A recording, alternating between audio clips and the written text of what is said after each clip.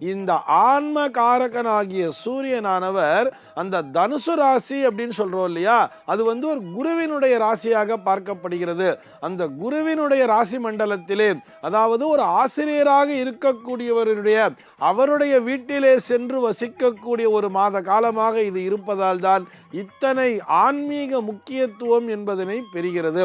பகவத்கீதையிலே பார்த்தோம்னா பகவான் எப்படி சொல்லியிருப்பார்னு பார்த்தோம்னா, மாதங்களிலே நான் மார்கழியாக இருக்கிறேன் அப்படின்னு சொல்றார். எதனால் அப்படி சொல்றான்னு சொல்லி பார்த்தோம்னா, இந்த மாதத்தினை பீடு உடைய மாதம்னு சொல்றார். பீடு உடைய மாதம்னு சொன்னா, பீடுன்னு சொன்னா பெருமைன்னு அர்த்தம். பெருமை மிகுந்த மாதமாக இந்த மாதமானது பார்க்கப்படுகிறது.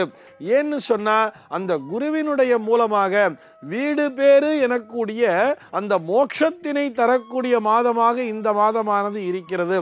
இதற்கு ஆதாரமாக ஒரு விஷயம் சொல்லணும் சொன்னா, இந்த மாதத்திலே வரக்கூடிய அந்த வளர்பிறை ஏகாதசி நாள் அன்றுதான் வைகுண்ட ஏகாதசி என்கின்ற அந்த மாபெரும் விழாவானது கொண்டாடப்படுகிறது.